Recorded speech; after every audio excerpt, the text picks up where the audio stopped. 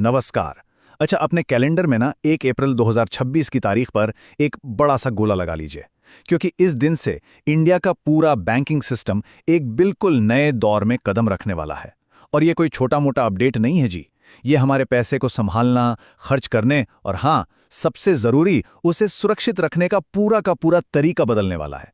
तो चलिए समझते हैं कि आखिर हो क्या रहा है। तो सवाल बिल्कुल सीधा सा है, आखिर बदल क्या रहा है? हम सबके मन में यही बात घूम रही है ना? तो आज हम इन्हीं बदलावों को एक एक करके समझेंगे और देखेंगे कि इनका हमारी रोज की बैंकिंग आदतों पर कैसा और कितना असर पड़ने वाला है। देखिए, ये सिर्फ कुछ रूल्स बदलने की बात नहीं है। इसका सीधा ताल्लुक है आपके पैसे की सेफ्टी से, आपके अकाउंट तक आपकी पहुंच से और आपके सुविधा से। मतलब जरा सोचिए, अगली बार जब आप कोई ऑनलाइन शॉपिंग करेंगे या एटीएम से कैश निकालेंगे ना, तो ये नए नियम सीधा सीधा आपके उस एक्सपीरियंस को बदल देंगे।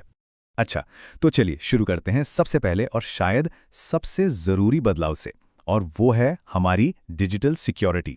देखिए, जिस तरह से ऑनलाइन फ्रॉड्स बढ़ रहे हैं ना, उसे देखते हुए ये वाकई में एक बहुत ही जरूरी कदम है। इस पूरी नई सिक्योरिटी की जो नींव है वो है टू फैक्टर ऑथेंटिकेशन, या जिसे हम शॉर्ट में 2FA भी कहते हैं। अब ये है क्या? इसे ना बिल्कुल आसान भाषा में ऐसे समझिए कि ये एक डिजिटल ताला है, और इस ताले को खोलने के लिए अब एक नहीं बल्कि 2 अलग-अलग चाबियों की जरूरत पड़ेगी। मतलब साफ है, अब सिर्फ पासवर्ड या पिन से काम नहीं चलने वाला। अब जरा देखिए, ये बदलाव कितना बड़ा है, ये यहां बिल्कुल साफ हो जाता है। पहले क्या होता था, हम बस एक पिन या फिर एसएमएस पर आए ओटीपी पर डिपेंडेंट थे, जो सच कहें तो उतना सेफ नहीं था। पर अब 1 अप्रैल 2026 से हर डिजिटल पेमेंट, फिर चाहे वो छोटा हो या बड़ा, उसके लिए 2 लेयर की सिक्योरिटी कंपलसरी हो जाएगी। ये बैंकिंग सिक्योरिटी में एक बहुत बड़ा जंप है। हाँ, और इसका मतलब ये बिल्कुल नहीं है कि बैंकिंग अब और मुश्किल हो जाएगी, बल्कि उल्टा, हमारे पास कई आसान और तेज ऑप्शंस होंगे। जैसे अपने पिन के साथ फोन पर आया ओटीपी यूज कर लिया, या पासवर्ड के साथ अपना फिंगरप्रिंट लगा दिया, या फिर पिन के साथ फेस आईडी।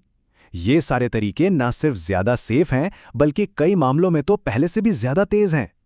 तो सवाल ये उठता है कि आखिर ये सब किया क्यों जा रहा है। देखिए, इसका सीधा मकसद है 2 बड़ी प्रॉब्लम्स को जड़ से खत्म करना। एक तो ओटीपी आने में जो देर होती है वो, और दूसरा सिम स्वैप जैसा खतरनाक फ्रॉड। पता है इसमें क्या होता है? धोखेबाज आपके मोबाइल नंबर का डुप्लीकेट सिम बनवा लेते हैं और आपके सारे ओटीपी उनके पास पहुंच जाते हैं, और बस अकाउंट खाली। ये 2FA जो है ना, ये इस तरह के फ्रॉड को लगभग नामुमकिन बना देगा। और सुनिए, सिक्योरिटी का एक और लेवल भी जोड़ा गया है। मान लीजिए आपने 2FA से लॉगिन कर भी लिया, लेकिन अगर बैंक के सिस्टम को आपका कोई ट्रांजैक्शन जरा भी अजीब लगा, जैसे किसी बिल्कुल नई जगह से पेमेंट हो रहा है या अचानक कोई बहुत बड़ी रकम का ट्रांजैक्शन है, तो बैंक आपसे एक बार और कंफर्म करने को कह सकता है। ये एक तरह का स्मार्ट सेफ्टी नेट है जो हमें बचाएगा। चलिए, अब सिक्योरिटी से आगे बढ़ते हैं और दूसरे बड़े बदलाव की बात करते हैं।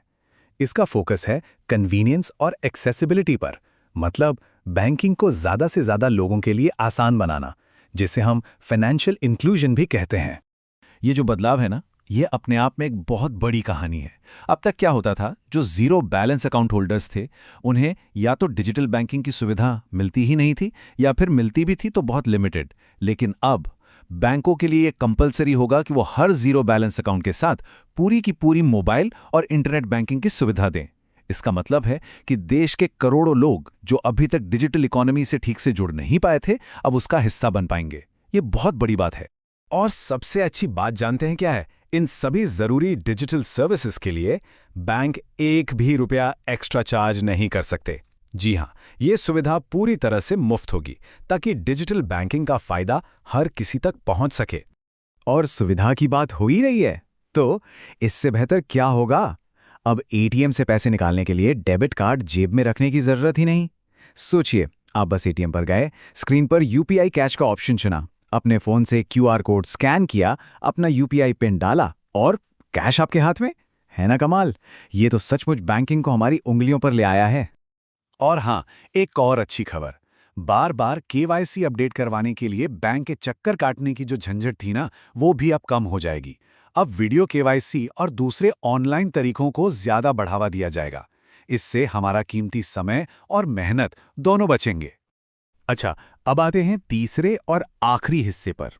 ये नए नियम हमारी अपनी पर्सनल फाइनेंशियल हेल्थ और जानकारी को कैसे बदलेंगे? चलिए देखते हैं कि हमारी फाइनेंशियल प्रोफाइल में अब क्या नया जुड़ रहा है। ये एक छोटा सा दिखने वाला लेकिन बहुत असरदार बदलाव है। पहले क्या था? हमारे लेन देन का असर क्रेडिट स्कोर पर दिखने में 15 से 30 दिन लग जाते थे, लेकिन अब ये जानकारी हर हफ्ते अपडेट हो सकती है। मतलब अगर आप अपने बिल्स टाइम पर चुका रहे हैं तो उसका अच्छा असर आपके स्कोर पर हफ्तों में दिखेगा, महीनों में नहीं। और इससे लोन मिलने का प्रोसेस भी तेज हो सकता है।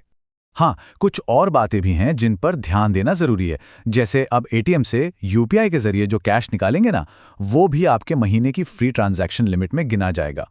और एक और बात, कुछ रुपे कार्ड्स पर जो फ्री एयरपोर्ट लाउंज एक्सेस जैसी सुविधाएं मिलती हैं, वो शायद कम हो सकती हैं या बंद भी। तो बेहतर यही होगा कि इस बारे में एक बार अपने बैंक से कंफर्म जरूर कर लिया जाए। इन सभी बदलावों का एक मिला-जुला नतीजा ये भी होगा कि लोन लेने का पूरा प्रोसेस बहुत तेज और ऑटोमेटेड हो जाएगा। जाहिर है, जब बैंकों के पास आपका बिल्कुल ताज़ा क्रेडिट स्कोर और वेरीफाइड जानकारी होगी, तो लोन अप्रूवल में लगने वाला टाइम तो अपने आप कम हो ही जाएगा। तो हमने काफी कुछ समझ लिया। अब ऐसा करते हैं, इस सारी जानकारी को समेटते हैं और उन मेन पॉइंट्स पर फोकस करते हैं जो हम सब के लिए जानना सबसे जरूरी हैं। अगर इस पूरी बातचीत से सिर्फ 4 बातें याद रखनी हो तो वो ये हैं। नंबर 1, आपकी मोबाइल बैंकिंग अब 2FA के साथ पहले से कहीं ज्यादा सेफ होगी। नंबर 2, आप बिना कार्ड के सिर्फ यूपीआई से एटीएम से कैश निकाल पाएंगे। नंबर 3, आपका क्रेडिट स्कोर अब लगभग रियल टाइम यानी हर हफ्ते अपडेट होगा। और number 4, zero balance account holders को भी अब पूरी डिजिटल बैंकिंग का अधिकार मिलेगा। तो आखिर में एक सवाल पर आके रुकते हैं। ये सारे बदलाव असल में हैं क्या? ये सिक्योरिटी और कन्वीनियंस के बीच एक नया बैलेंस बनाने की कोशिश है। एक तरफ हमें पहले से ज्यादा मजबूत सुरक्षा का घेरा मिल रहा है, तो दूसरी तरफ बैंकिंग हमारी जिंदगी में और भी ज्यादा घुल मिल रही है, आसान हो रही है। तो सोचने वाली बात यह है कि क्या ये नया बैलेंस वाकई हमारे डिजिटल जीवन को पहले से बेहतर और सहज बना पाएगा?